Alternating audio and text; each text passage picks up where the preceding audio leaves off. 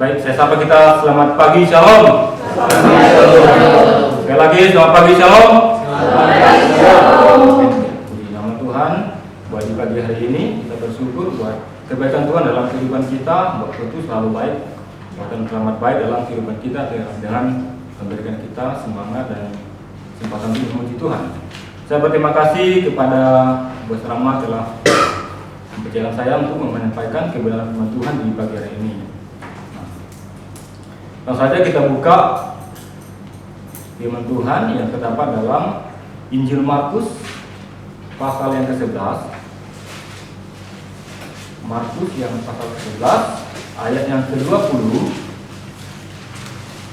Ayat ke-20 sampai 26.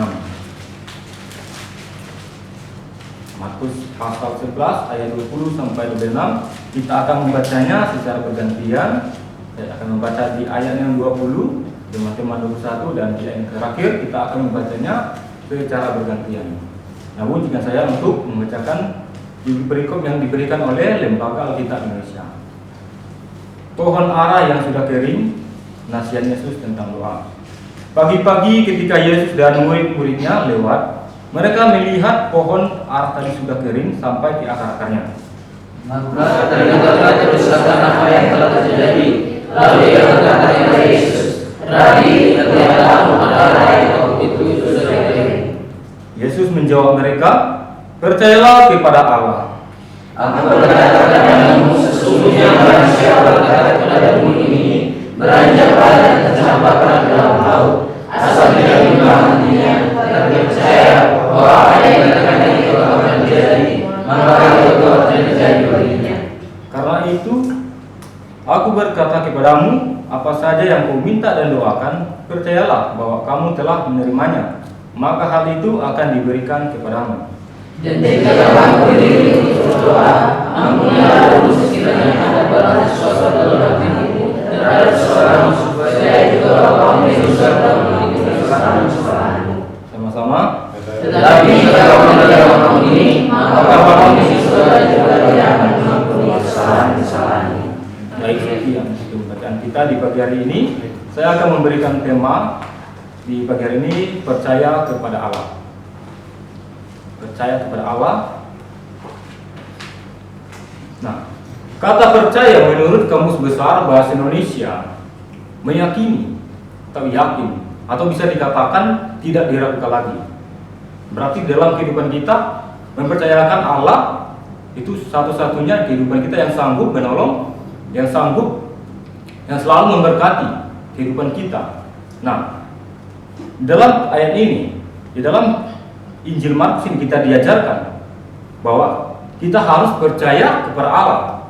Kita harus percaya kepada Allah. Berarti percaya kepada Allah.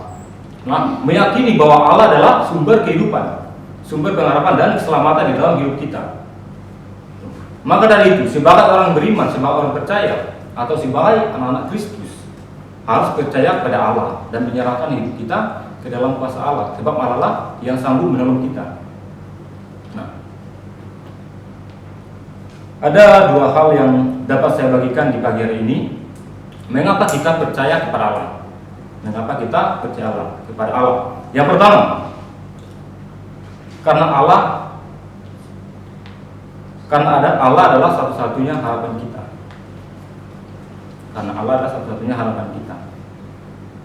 Yang artinya teman-teman, bahwa di dalam Kristus, di dalam Allah ada jaminan keselamatan. Di dalam Allah ada jaminan keselamatan untuk kita hidup di dalamnya. Nah, jaminan itulah yang membuat kita yakin dan percaya. Membuat kita yakin dan percaya kepada Allah. Maka dari itu, sebagai orang percaya kepada Kristus, sebagai orang percaya Kristus harus menyerahkan hidupnya, jangan setengah-setengah. Percaya betul, apapun yang kita perbuat, apapun yang kita lakukan, kita percaya yakin bahwa Tuhan akan sanggup melakukannya di dalam kehidupan kita.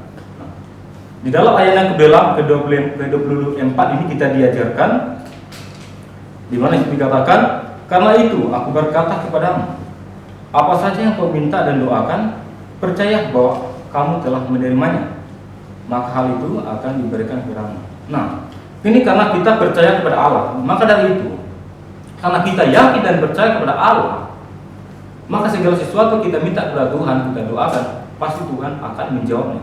Tuhan akan memberikan kepada kita bila kita yakin dan sungguh-sungguh. Itulah yang dimaksud Tuhan, itulah yang dimaksud Tuhan untuk yang diberikan Tuhan kepada murid-murid yang mengatakan ketika Yesus itu mengutuk pohon ara itu, mengatakan, mengajarkan kepada mereka, mengingatkan mereka bahwa segala sesuatu yang kau minta akan diberikan kepadamu dengan perkataan. Perkataan itu melalui doa itu perkataan melalui ucapan yang kita ucapkan. Nah, maka dari itu ini berhubungan. Karena kita yakin dan percaya kepada Kristus, nah kita yakin percaya kepada Kristus, apapun yang kita minta dan doakan, jika kita tidak bimbang, yakin dan percaya, maka itu akan terjadi. Maka itu akan terjadi. Di sini kita diajarkan di ayat yang ke-23. Aku berkata kepadamu, sesungguhnya barang siapa berkata kepada gunung ini, beranjaklah dan tercampaklah ke dalam laut, asal tidak bimbang hatinya, tetapi percaya bahwa apa yang dikatakan itu akan terjadi, maka itu akan terjadi. Itulah yang diberikan pengajaran kepada Yesus Kristus.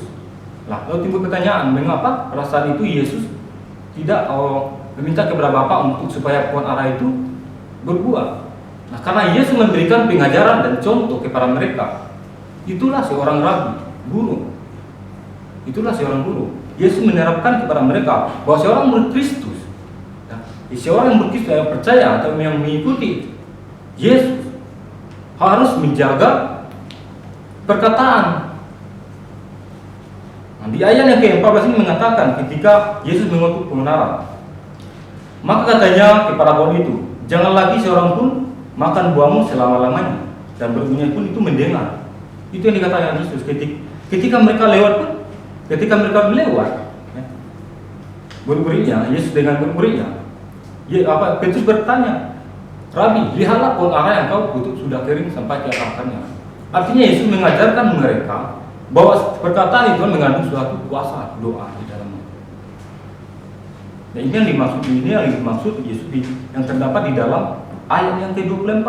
Ketika kita seorang percaya meminta sesuatu kepada Tuhan, jika kita yakin dan percaya, pastilah kita menerimanya. Yang kedua, mengapa kita percaya kepada Allah? Karena pengampunan hanya kedatangan kepada Tuhan. Karena pengampunan itu adanya kepada Tuhan, kepada Allah.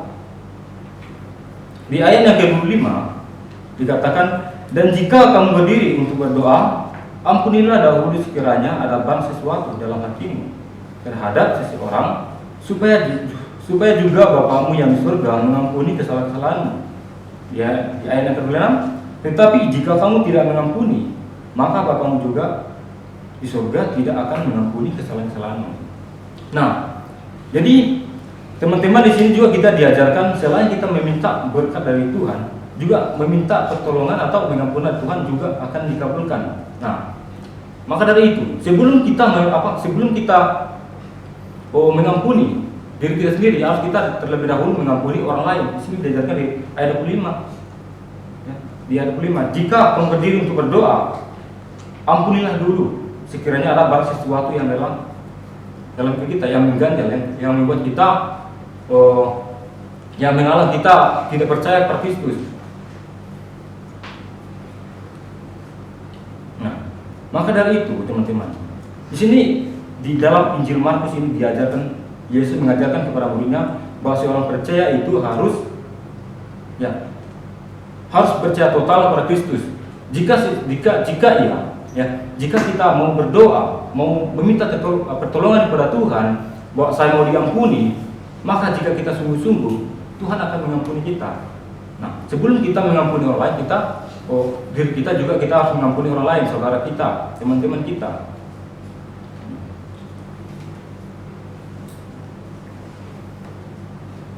Maka dari itu teman-teman, Yesus mengajarkan mereka mengenai perkataan ini, mengenai perkataan yang diucapkan Yesus kepada mereka, bahwa seorang percaya itu harus percaya dengan apa yang dikatakannya, harus percaya dengan apa yang dikatakannya.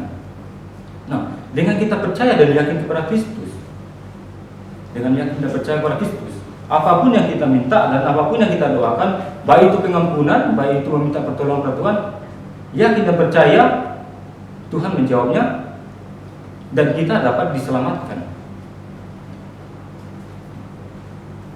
Lalu yang membuat kita yakin dan percaya, kan di dalam Kristus itulah harapan kita. Yesus itu adalah harapan kita satu-satunya.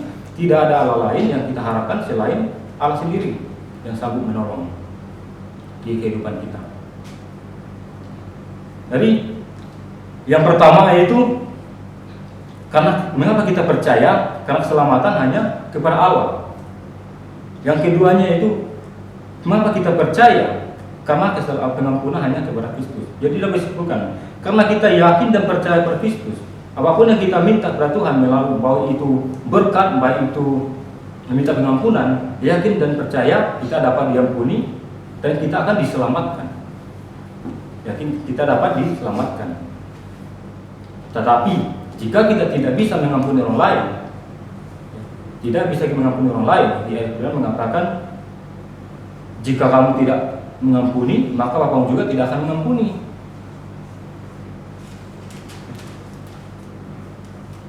Jika kita tidak mengampuni, maka Bapa di surga juga tidak akan mengampuni kesalahan-kesalahan kita. Ini yang dimaksud Tuhan kepada muridnya.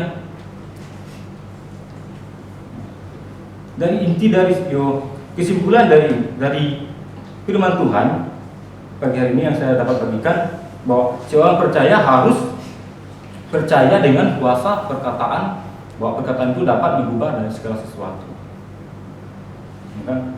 Dapat mengubah dari segala sesuatu bila yakin dan percaya, berdoa kepada Tuhan dengan sungguh-sungguh.